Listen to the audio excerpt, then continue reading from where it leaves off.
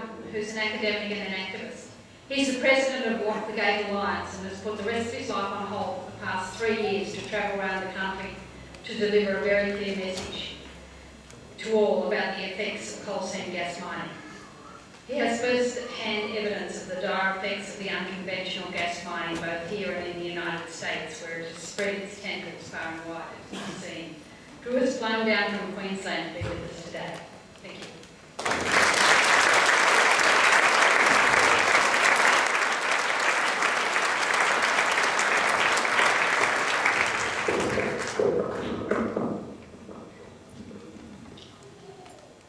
Thank you very much.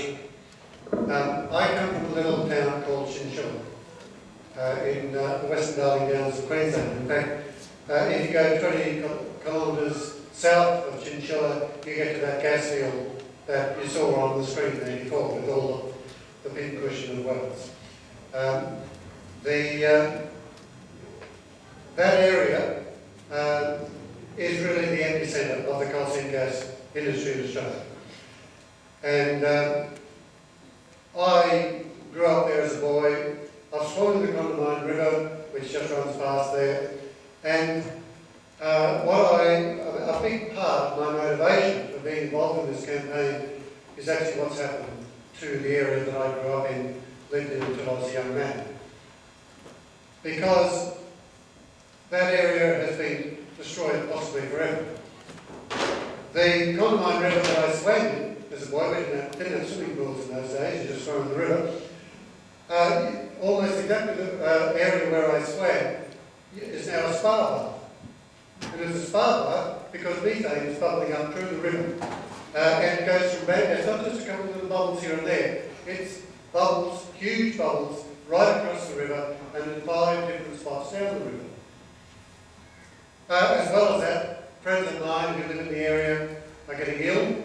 Debbie Orr, that you saw there before, she's just one of the people who are reporting illnesses to her children and to the various adults who live in that community. Other friends of mine who live in the area cannot sell their properties. Even if you don't have gas on your property, you still can't sell it because you might have gas next to you. Some friends of mine went into the local real estate agent. They don't have gas on their property, but they've got a pipeline next to them. The real estate agent said, don't even bother. I won't even put it in the window. You won't sell it. So it's a major issue in that part of the world. And it's a major issue in Queensland as a whole. And I think it was Helen who mentioned it's a little bit late for Queensland, but at least you can learn from it. And there is a very sobering lesson to be learned from what's happening in Queensland. There's going to be a Four Corners program. Put it in your diaries. A Four Corners program on the 1st of April. That's Monday week. And it's going to be looking at coal seam gas and it's going to have a particular view on Queensland. Now, I don't exactly know what's going to be in it, but I'm hoping that it actually covers the full gamut of the failure of regulation in Queensland to have any degree of control over this industry. Right from the start, when the approvals are first given. The approvals that were done for both British Gas and Santos in May and June of 2010 were not given on anything like the information that would not only be required to give a proper approval, but were actually part of the legal obligations that these companies had to provide. They did not provide them. There wasn't even enough information in the Santos application, in the Santos Environmental Impact Statement, for the Coordinator General who was assessing the project to write a report on underground water impacts. They didn't even provide enough information for them to write a report on the single most important issue regarding coal seam gas. Then, if you go further down the line, there is no regulatory enforcement. There are 12 people employed full-time to do the enforcement of conditions on the coal seam gas industry. 12 people for the whole of Queensland. They, of course, do no on-the-spot checks. There is no on-the-spot orders. There is no going out to see, to look over their shoulder to see that they're doing the right thing. It is a completely self-regulated industry. The only time that the regulatory enforcement people come into play is if a complaint is made. Now, I've got other information which I've given to Four Corners to show that, in fact, the companies who get outsourced the regulatory enforcement, like QGC, is a company I know well, British Gas, they have outsourced the environmental compliance function. Now they're totally in control of how they enforce the conditions which are imposed upon them. There's no other way of knowing, so they do it themselves. They then outsource that to Worley Parsons. Worley Parsons then outsources it to another contractor, who then disbanded the environmental compliance unit. There is no environmental compliance going on at the grassroots level.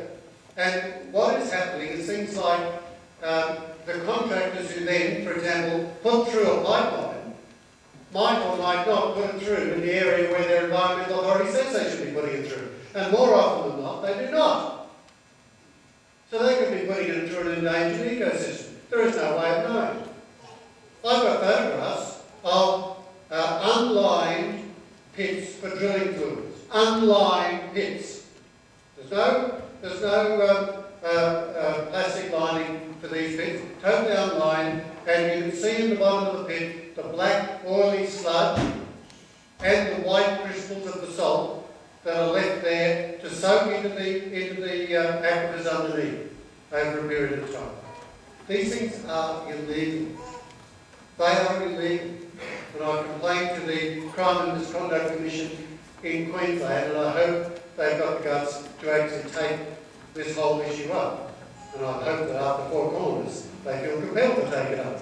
Because this is as big a failure of public policy as what's in front of your ICAC now.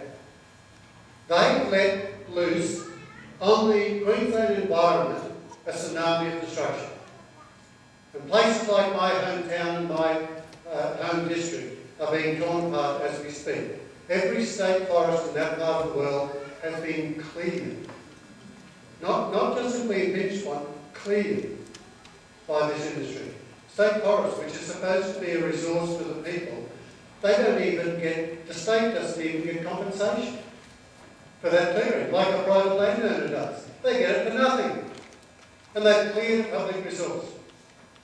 These state forests, which several years ago, they were going to turn into national parks because they had such conservation value. This is the sort of unrivaled destruction which is going on in Queensland and which is the model for this industry for the rest of the country. You know, one of my favourite books is Lord of the Rings. And I don't know if you remember it, but you know, the dwarves mine in the mines of Moria. Have you read the book, Mines of Moria? And remember they got greedy and they dug too deep and they unleashed the Balrog, you know, the mythical monster. Well, the Balrog then lashed out and destroyed everything around it until Gandalf the Wizard came along and took him on. Well, the mining industry during this resources boom is just like that.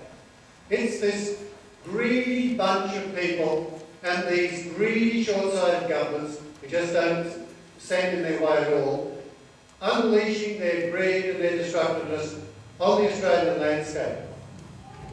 And in the last few decades of the fossil fuel era, this industry is going deeper, it's going into the more difficult, more controversial areas of the fossil fuel resource, and as a result, they're going to unleash this force which lashes out like a mythical beast and takes whole regions with it. And my region in the Western Darling Downs is going to be the first in this country to so disappear. Now, in Locklegate, a couple of weeks ago, we launched our call to country. It's a call which says that we love this country, we want to protect it. We're calling on the federal government to do just that because state governments have clearly failed to do it. But we have some great victories. They're nowhere near enough, but the 2-kilometre buffer and the partial protection in the Hutton is one. The water trigger that the federal government has introduced is another. but we need to go much further. And the reason that I started up the Lock the Gate campaign in Queensland in 2010 was that I realised that, first of all, governments were not going to protect the public interest, and the only way that we were ever going to get control over governments, enough leverage to get governments to do what we wanted, was to bring people together. Farmers, environmentalists, city and country, all sorts of people coming together around one simple tenet. We love this country. We love this country, and we're prepared to fight for it. And if you're not prepared to fight for it, you're going to lose it. Because we're facing an absolutely crucial time in the history of this country.